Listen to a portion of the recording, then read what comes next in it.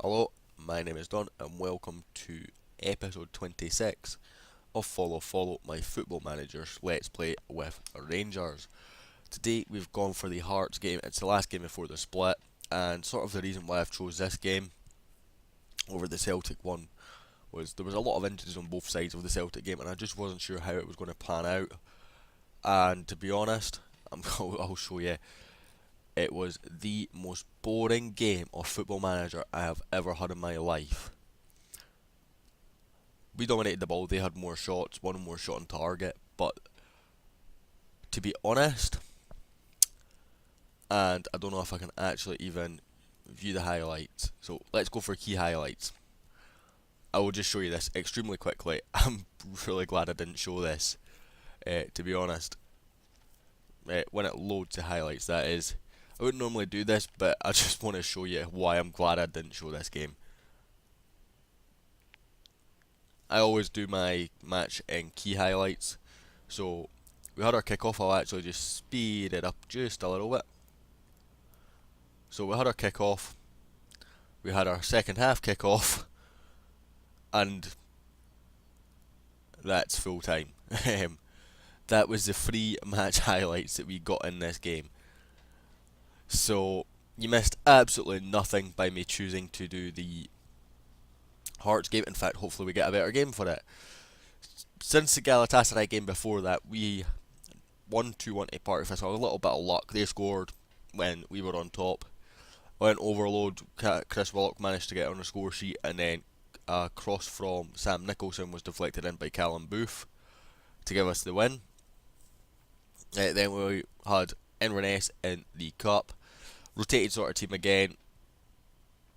Tavernier scored earlier, Posibon doubled our lead, and then they had the second half.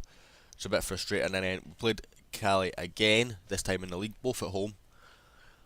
And we won 3-0 to a Chris Willock hat-trick, a double assist from Jack Rudden, and I think the other one was from James Tavernier. Rudden's form hadn't been impressing me, so I decided to start Posibon. Obviously scored in the previous game as well that he started, so I decided to stick with that. Rudden came off, and even though he didn't score, showed why he has to be in the team sometimes. And then Rudden, back in the team, scored for us against Aberdeen. And the other big news is Celtic finally lost a game. They lost to Motherwell in the Scottish Cup quarter final. The only other game they'd lost all season domestically, I think, was the League Cup quarter final to Hibs.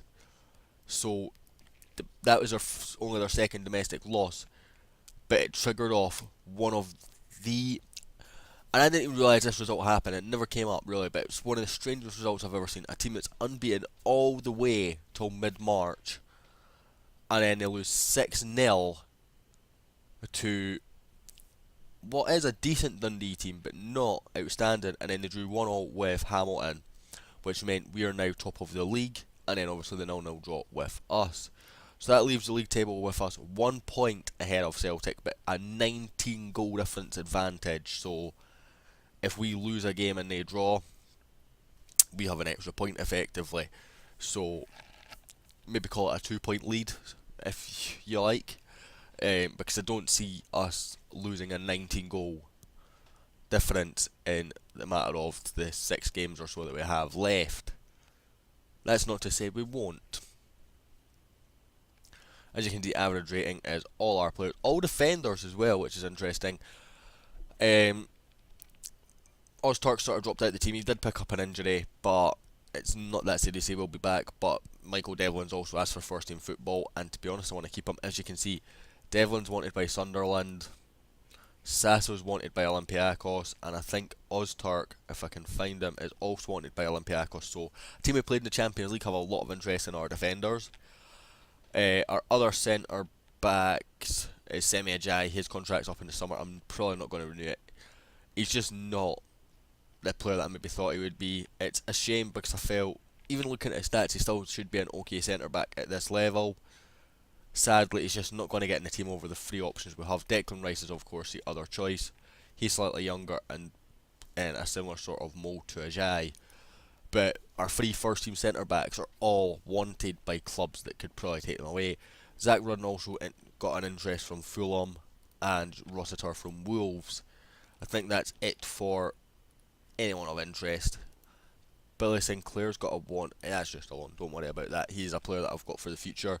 Cammy Kerr will probably let go because we've got the other lad in.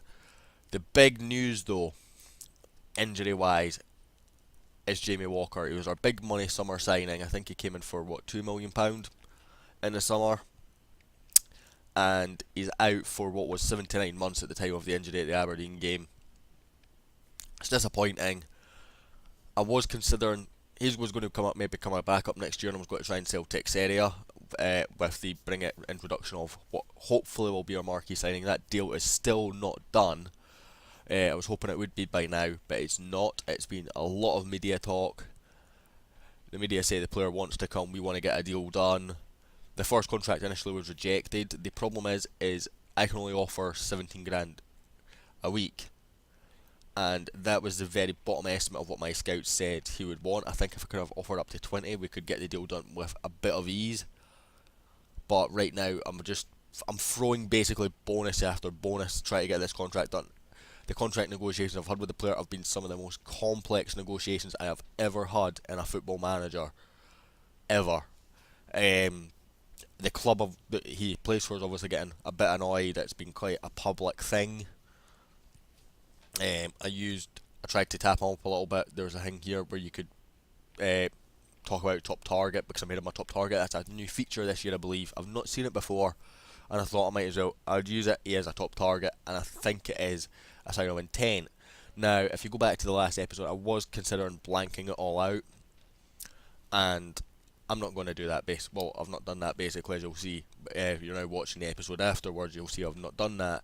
The reason why is a lot of it is media talk, and I thought, realistically, media talk, anytime a target comes out, media's talking about it, so it's fair. I thought, let's sort of keep it. It does still feel a little bit realistic having that media talk about. Finances are looking okay. We've still got 16 million in the bank, 14.8 million of that transfer budget. Of course, a lot of that will go if we sign this marquee signing, so we do need to win this league. So it will be tough. Top goal scorer wise, Joe Dodu's up there, a player we let go. I'm just going to have a quick look at player detailed and find goals, because obviously. But if you look, Joe Dodu is there with 18, Joe Garner, another player we let go, there on 14. Zach Rudden on 12, slightly further behind, but he's obviously younger, maybe not played as many games. Has a slightly worse goal to game ratio than both the above players, but not that much worse. And he is younger and he is still developing. Chris Willock up there as well with one behind. Jamie Walker now obviously capped at 11, Taiwo on 10, Barry Mackay on 10. So if you look at the top sort of 10, 11 players, we have 1, 2, 3, 4, 5 of that. So going forward, we don't just have one goal threat, and I feel with Garner and Dodu in the team, well, Dodu not so much, he never really got a whole lot of chances under me, but I don't remember him ever really taking a chance. Yeah, he played one game, and it was a 6.7. But he never really impressed me when he was out on loan either. At Hamilton he did okay, to be fair, but I think getting rid of him was the best decision. But I feel with Rudden or Taiwo or Posibon in the team, we've got so much more attacking threat. I'm going to go and select the team now. I don't think I'll make too many more changes to this team right now. Ostart can come back onto the bench.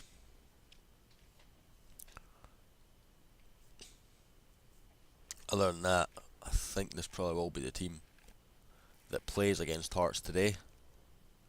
It is at Ibrox, of course, which is a nice bonus. The other news is Mark Mitchell got his international debut for Australia and played another game. Hasn't really played much for us. I think he played maybe a couple of cup games. Excuse me. But he did get 2 international caps during the international break. I think Vasilis also might have got capped. He certainly was called up. It might have been an under 23 cap he got. Yeah, it was. So he's got a cap at under 23 level. Again, I'm trying to retrain his position. It looks like that's coming on okay, because I'm sure that was yellow previously. So I think that's now up to sort of a dark green, so he's not that great at it yet, but he's getting there, and that's where I see him playing long term, and that gives us so many options for young players in these various positions, and I've got so many more moves getting done. Oh, the other thing, now I should have mentioned this earlier in this episode, we have a new affiliate club. I went to the board, and one of the things I mentioned previously was I want to be able to boost Rangers' merchandise income so that in event of a year that we don't get into the Champions League, we're not losing too much money. So we have now got Minnesota United. They are a club in the MLS. I was given 4 options. There was Minnesota. I think it was one of the Melbourne clubs from the Hyundai A League. Another Australian team from a league that was lower down, and another American team that was a league that was below the MLS as well. My preference was to go for an American team anyway, and that's sort of why I went for Minnesota, because I would rather have the team that's in the MLS. I was kind of hoping for a slightly higher up team.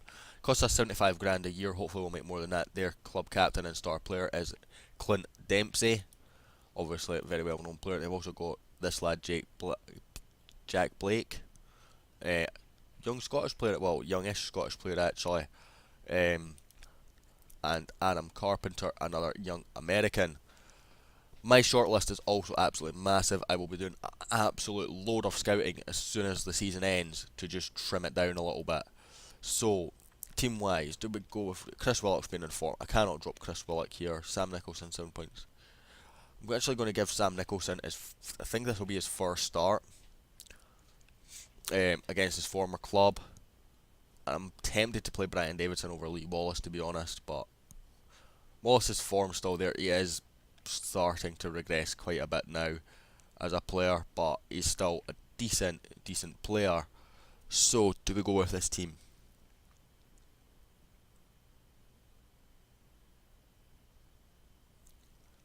You know, I think we do.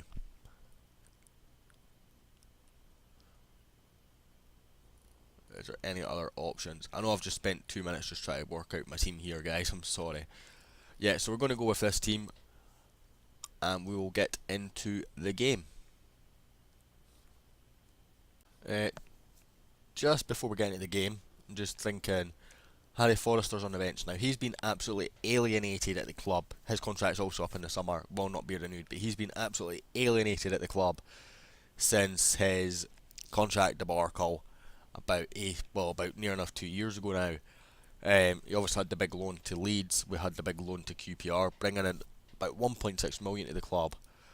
But with the injury to Jamie Walker, I'm trying to see, is there any...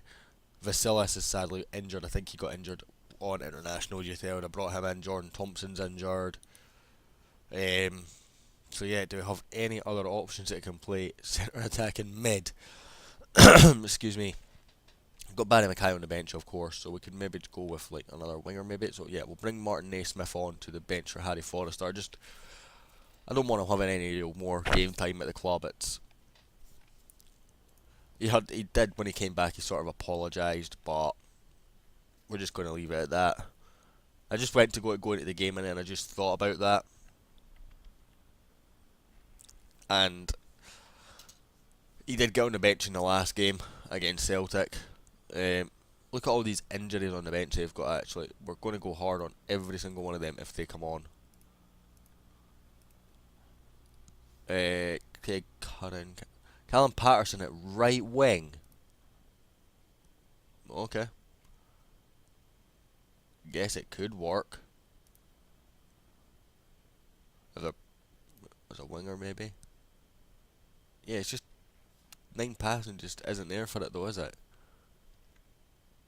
I suppose you could be using this type of thing as a wide target man, but even then, still maybe not my thing. But nonetheless, Hearts have decided to go for that. Joe Gardner even up there.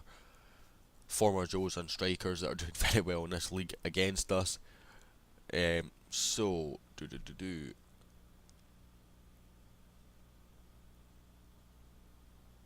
a home game. Let's give the fans a performance. And who's stressed? John McGinn, why are you stressed? Oh well, we've saved it. And So, I think this is, pretty sure this is Sam Nicholson's debut. Decent Rangers team.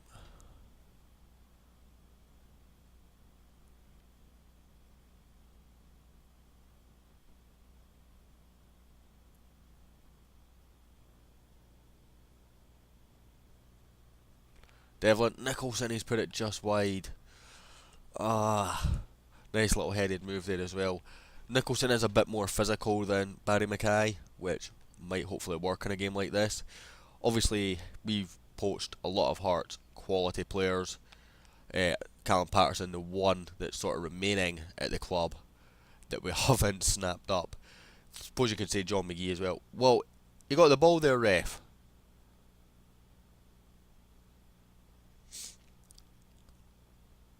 Looked like he got the ball to me. The referee sent him off.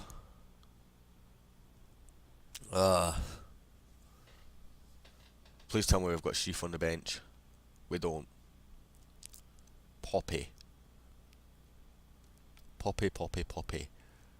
Okay, well, Texeria has to be the one that makes way, and Sasso has to go right back. A position I do not like Sasso at, by the way.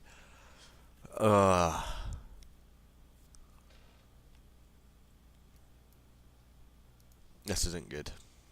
16 minutes in, a red card. In my opinion, an incorrect red card. Wallace with the clearance, but only as far as Valerie. And it's in the back of the net. Not a good start here, guys. Gonna go with the aggressive. Demand more. It was a good clearance from Wallace, but nobody really reacted to it, and it's just a perfect shot. Just out the reach of absolutely everybody in a blue jersey. Callum Patterson with his 19 long throws, whips in. Devlin heads away. Witherspoon. Penny Kitchen, and that's 2-0. Come on to absolute high heavens, guys.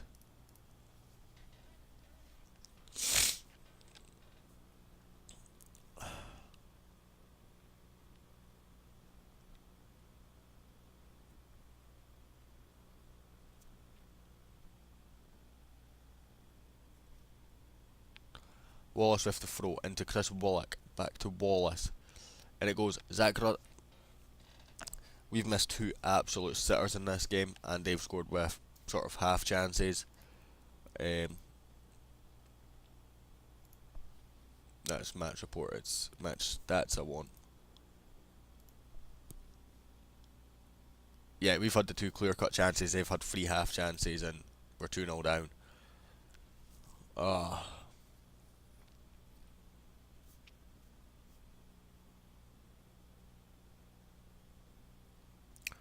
They're in again.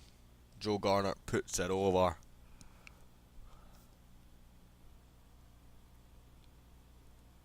This is not a good performance by any stretch.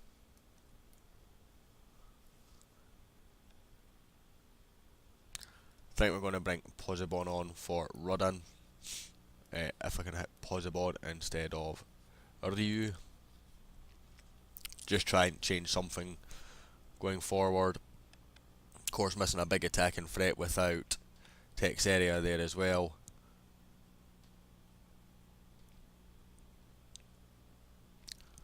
Oh, come on. Fraser plays it forward. Sasso, good tackle by the auxiliary right back. Pozibon does really well there to get past two of them, and he's away. He needs support. He's got it in Sam Nicholson against his former club, and what a save from Norring. Oh, come on to hell, guys. I think we're going to bring on Ryu. Chris Wallach's not having the best of game. He's starting to tire, so we need some sort of attacking threat, and then we're going to go overload because, again, we need something. Wallace throws into McGinn, back to Lee Wallace. Good ball to Ryu. Has he got? That's got to be a penalty, ref, and that has to be a red as well. Surely that was too That was 2-footed as well.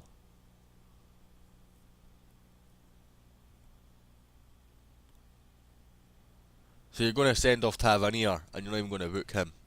At least they've got the penalty. Rudden to... No, it won't be Rudden to take. It'll be... I'm not even sure who's taking it, because Mackay usually takes it. It's Rossiter. Takes, he scores. Doesn't score many, Jordan Rossiter, but from the spot he scored there.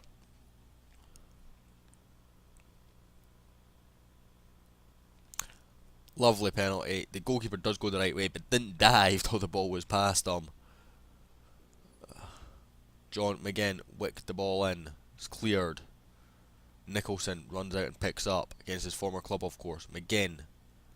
And it goes, it's hit the post and cleared by Hearts. Come on.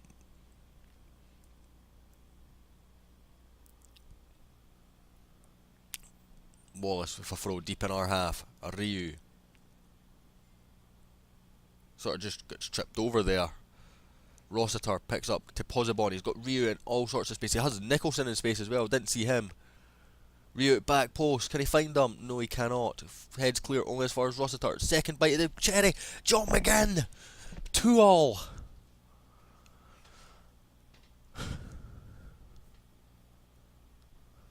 And the overload's working, so I'm not going to change it. I would normally change it and just take the point here, but we ideally need all 3 points. So I'm just going to keep it on overload, to be honest. They're bringing on players that aren't fully fit now either, which is interesting, because Connor Salmon was one of those guys that was injured at the start of the game.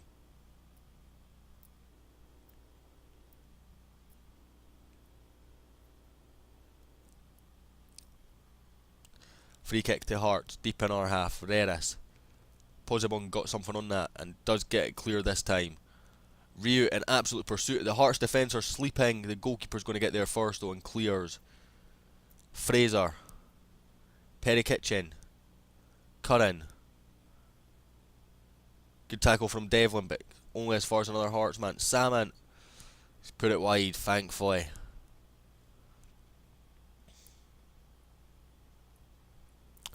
And Hibs are beating Celtic 3-0. So with this result, even if it stays 1-2-all, we will actually gain in the title championship, as Celtic have dropped points again. Just came right up in the top corner. I'm going to be aggressive and tell them that wasn't good enough. It wasn't. Nonetheless, good to come back from 2-0 with 10 men. Well, apparently our red card was fine, but apparently the penalty wasn't a fair penalty. Whatever. 2 points clear at the top now. Let's see what the assistant manager says about the red card. Do you know what? I would normally actually fine him for this, but even though it says it was dismissed for a bad tackle, I'm actually going to appeal it this time. I never ever appeal red cards, but I'm certain he got the ball there. And so we've decided to appeal. So obviously our lone player's there. A little bit of update. Scheduling. So we have the Scottish Cup semi-final against Motherwell at Hampden. That is the next game. I won't do that. I'll do the final, obviously. Celtic, the last game of the season. Just this could be a title decider at Ibrox, I think. Unless the title can be won earlier, I will come back earlier. But I think that will be our next game. Will be a double header between Celtic in the Scottish Cup. Not in the Scottish Cup, in the last game of the season, and any potential Scottish Cup final, which will be directly after it as well. So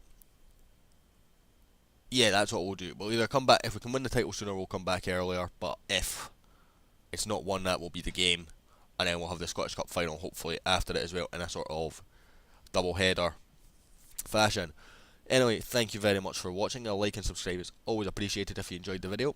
I hope you did, and I'll hopefully catch you all next time.